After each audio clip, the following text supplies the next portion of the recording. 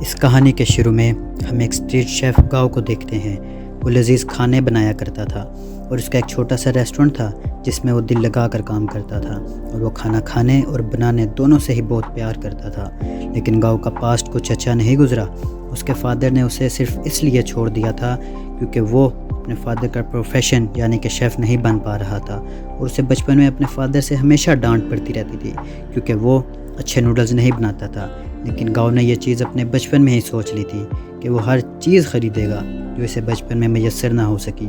لیکن حال میں اس کے فادر ایک بہت ہی فیمس شیف بن چکے تھے، لیکن وہ اپنے فادر سے بہت ناراض تھا کیونکہ اس کے فادر نے اسے اپنے پروفیشن کے پل ہم بہت ہی خوبصورت انٹرنیشنل شیف کو دیکھتے ہیں، اور وہ امیر لوگوں کے لیے کھانے بنایا کرتا تھا، اور اس شیف کا نام پال تھا۔ لیکن اس کا ایک خواب تھا کہ وہ اپنے ملک میں اپنے فادر کے لیے ایک ریسٹورنٹ بنائے گا، اس لیے وہ اپنی جاب سے ریزائن دے کر اپنے ملک آ گیا۔ وہاں وہ اپنے ملک میں فش مارکیٹ سے مچھلی خریدنے جاتا ہے۔ وہ بندے سے کہتا ہے کہ مجھے ایک بڑی مچھلی دکھاؤ۔ وہ اسے صاف صاف منع کرتے ہوئے کہتا ہے کہ بڑی مچھلی نہیں ہے، اور تب ہی وہاں پر گاؤ آتا ہے اور اس سے مچھلی مانگتا ہے تو وہ اسے فوراً دے دیتا ہے۔ یہ دیکھ کر پال کو غصہ آتا ہے اور وہ گاؤ کی طرف غصے کی نگاہوں سے دیکھتا ہے، تو فشرمین اس مچھلی کو 2 حصوں میں تقسیم کر دیتا ہے۔ اگلے ہی پل ہم پال کو ریسٹورنٹ میں دیکھتے ہیں جس کی آج اوپننگ تھی۔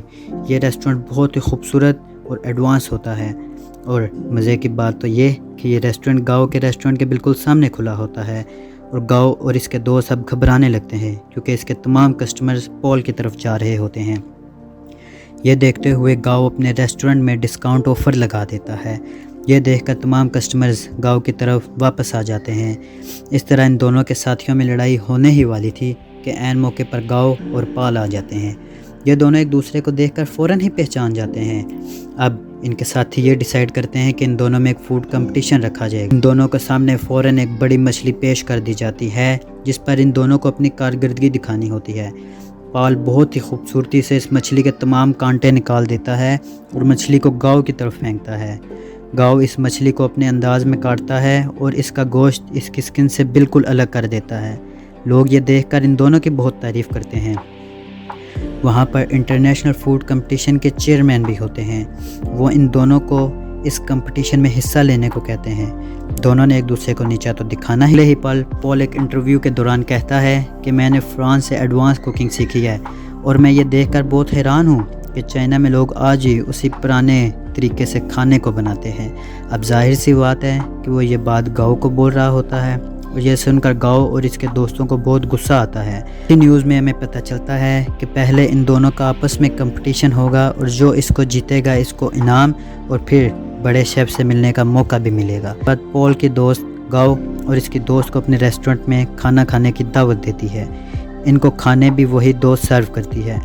دیکھنے میں یہ کھانے تو بالکل نارمل لگ رہے تھے، لیکن جب انہوں نے اس کھانے کو کھایا تو اس کا ذائقہ بالکل الگ تھا۔ یہ دیکھ کر گاؤ سوچنے لگتا ہے کہ یار واقعی پال کی کوکنگ کی ٹیکنیکس تو اس سے بہت ایڈوانس ہیں۔ یہ دیکھ کر وہ غصے میں آتا ہے اور پال کے کچن میں جا کر اس کا کھانا اس کے سامنے پھینکتا ہے اور کہتا ہے کہ تم ثابت کیا کرنا چاہتے ہو۔ یہ دیکھ کر پال اسے بھی کھانا بنانے کا کہتا ہے۔ گاؤ کہتا ہے ٹھیک ہے آ جاؤ۔ گاؤ گوشت کو بہت ہی لذیذ طریقے سے بناتا ہے، اور پال اس سے کہتا ہے کہ وہ اس کو یہ بنا کر دکھائے گا، اور وہ بھی اس سے کم سمے میں۔ پال کی کوکنگ بہت ایڈوانس تھی، لیکن جب گاؤ اس کو سمیل کرتا ہے تو ان دونوں کے کھانے میں اسے اور واپس اپنے ریسٹورنٹ آ جاتا ہے۔ وہاں اسے فون آتا ہے کہ اس کے فادر اسے بلا رہے ہیں۔ وہ ان کے پاس غصے سے جاتا ہے اور کہتا ہے کہ مجھے کیوں بلایا، جب کہ آپ دنیا کو یہی ثابت کرنا چاہتے ہیں کہ میں آپ کا بیٹا نہیں ہوں۔ تو وہ کہتے ہیں کہ نہیں، ایسی کوئی بات نہیں ہے، میں تو یہ سب کچھ اس وجہ سے کر رہا ہوں کہ تم اپنے دم پر کچھ بنو اور یہ کمپٹیشن جیتو۔ گاؤ یہ سن کر وہاں سے فوراً چلا جاتا ہے۔ کمپٹیشن ہوتا ہے اور پال اور گاؤ ایک دوسرے کے سامنے کھڑے ہوتے ہیں۔ پال ایک سویٹ ڈش بناتا ہے اور گاؤ ایک چکن ڈش بناتا ہے۔ دونوں اسے بہت محنت سے بناتے ہیں۔ اب دونوں کی ڈشز کو جج ٹیسٹ کرتے ہیں۔ ججز دونوں کو سیم پوائنٹ دیتے ہیں کیونکہ ان دونوں کے کھانے ہی بہت لذیذ تھے۔ اب کیونکہ پال نے ڈش پہلے بنائی ہوتی ہے تو جج پال کو ونر سن کر بہت اداس ہو جاتا ہے اور کئی دن تک اپنا وقت کلب میں گزارنے لگتا ہے۔ کچھ دن بعد گاؤ کے پاس وہی شیف آتے ہیں جنہوں نے اس کو بچپن میں کوکنگ سکھائی تھی۔ وہ گاؤ کو کافی سمجھاتے ہیں کہ دیکھو ہار جیت زندگی کا حصہ ہے، اور گاؤ اس بات کو سمجھ جاتا ہے اور اگلی کمپٹیشن کی تیاری کے لیے گھر جانے لگتا ہے۔ اور دوسری طرف پال اپنے ریسٹورنٹ میں اپنے دوستوں کے ساتھ انجوائے کر رہا ہوتا ہے، تو وہ کہتے ہیں کہ تم اپنی دوست کو موقع تو دو کہ وہ تمہیں انٹرنیشنلی تمہارے ریسٹورنٹ کو ریپریزنٹ کرے، لیکن پال اس بات کو منع کرتے ہوئے کہتا ہے کہ یار اسے تو کھانا بنانے تک بھی نہیں آتا، میں اسے کیسے لے کے جا سکتا ہوں۔ انہی باتوں کے دوران پال کی وہ دوست 2 سوپ لے کر آتی ہے، اس کے سامنے رکھتی ہے اور کہتی ہے کہ مجھے بتاؤ ان دونوں میں سے نمک کس میں زیادہ ہے۔ پال یہ دیکھ کر خاموش ہو جاتا ہے اور گھبرا جاتا ہے۔ یہاں پر ہمیں یہ پتہ چلتا ہے کہ پال کے ٹیسٹ بڈز خراب ہیں۔ یہ دیکھ کر پال کو بہت دکھ ہوتا ہے کہ اس کی دوست اسے دھوکہ دے رہی ہے۔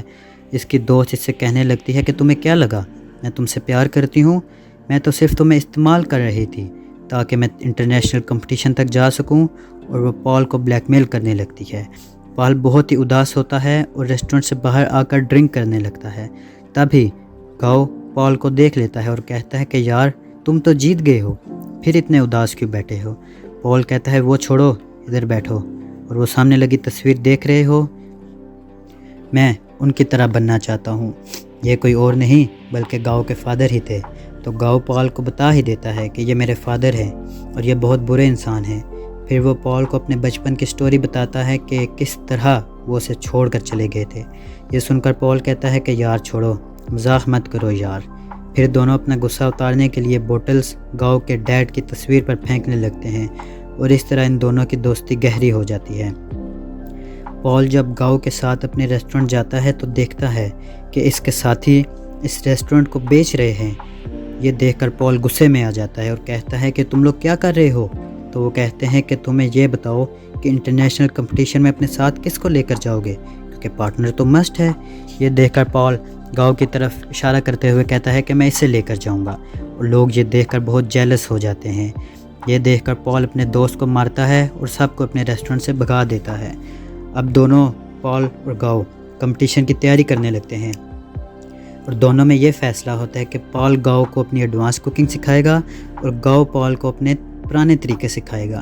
یہ دونوں روزانہ کھانا بنانے کی پریکٹس کرتے اور اس طرح ان دونوں کی دوستی بھی گہری ہوتی گئی۔ آخرکار وہ دن آ ہی جاتا ہے جب کمپٹیشن ہوتا ہے۔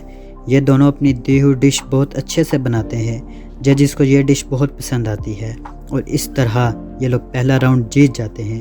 اس کے بعد ان کا کمپٹیشن کسی اور کے ساتھ نہیں بلکہ گاؤ کے فادر کے ساتھ ہی تھا۔ پال گاؤ کو کہتا ہے کہ یار فائنل راؤنڈ میں تم جاؤ، لیکن گاؤ کہتا ہے کہ نہیں، تمہاری کوکنگ سکلز مجھ سے بہت بہتر ہیں، تم جانا۔ پھر پال گاؤ کو سمجھاتا ہے کہ دیکھو میں نے اپنے فادر کا ڈریم پورا کیا ہے ریسٹورنٹ بنا کے، اب تمہاری باری ہے۔ آخرکار کمپٹیشن والا دن آ ہی جاتا ہے۔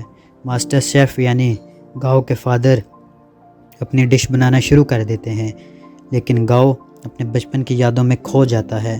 تب اس کے فادر اس پر پانی پھینکتے ہیں اور کہتے ہیں کہ اپنا کام شروع کرو۔ یہ سن کر گاؤ اپنا کام شروع کرتا ہے۔ ججز کو گاؤ کے ڈیڈ کی سویٹ ڈش بہت اچھی لگتی ہے، لیکن جب گاؤ کی باری آتی ہے وہ نوڈلز کا ایک باؤل لے کر اپنے فادر کو دیتا ہے۔ ان کو یہ بہت پسند آتے ہیں، اور یہ وہی نوڈلز ہے جن کی وجہ سے گاؤ کے فادر اسے بچپن میں ہمیشہ ڈانٹا کرتے تھے کہ تمہیں نوڈلز بنانا نہیں آتے۔ انہیں یہاں نوڈلز بہت پسند آتے ہیں اور وہ گاؤ کو کہتے ہیں کہ شاباش بیٹا، تم نے آج بہت اچھے نوڈلز بنائے ہیں۔ اور اس طرح تمام لوگوں کو پتہ چل ہی جاتا ہے کہ یہ باپ اور بیٹا ہیں۔ اگلے سین میں ہم دیکھتے ہیں کہ گاؤ اور پال اکٹھے کام کرتے ہیں، اور دونوں کے کسٹمرز بھی پہلے سے بہت زیادہ تھے، اور اسی طرح یہ فلم ختم ہو جاتی ہے۔